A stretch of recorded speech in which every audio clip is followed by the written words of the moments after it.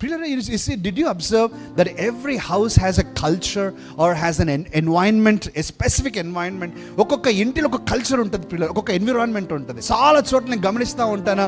మరి కొన్ని కుటుంబాలలో అయితే భయము అనేటువంటి ఎన్విరాన్మెంట్, భయం అనమాట, ఫియర్. ఎవరో ఒక పర్సన్ ఉంటారా, తండ్రి కానీ తల్లి కానీ ఎవరో ఒకరు ఉంటారనమాట. వాళ్ళు ఇంకా ఇంట్లో వారి గురించి భయం భయం భయం భయం భయం, always the spirit of fear, presence of fear. లేకపోతే the spirit of doubt doubt doubt doubt doubt అదే ఉంటుంది. ఇంకా లేకపోతే ఇంకా ఎప్పుడు కూడా సనగటం కొనగటం, మర్మరింగ్, గ్రంబ్లింగ్.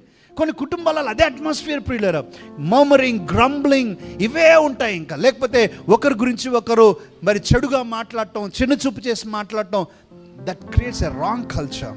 మన ఇంటిలో ప్రియులారా జాయ్ఫుల్ ప్రెజెన్స్ ఆఫ్ గాడ్ ఉండాలి. Amen, praise the Lord. Joyful. You should dance with your children. You should dance with your family, your wife, your children, all together. Celebrate in the presence of God. మన ఇంట్లో వేరే సన్నిధి ఉండటానికి లేదు ప్రియులారా. వేరే ఇతర వాటికి చోటు ఉండకూడదు మన కుటుంబాలలో. ఆమేన్. So be careful about it. What is the environment that you're carrying in your family? What is the presence? ఏది డామినేట్ చేస్తా ఉంది అనేది మనం చూడటం చాలా చాలా ప్రాముఖ్యమైనటువంటి విషయం. When you keep the Lord's commandments, you'll be joyful.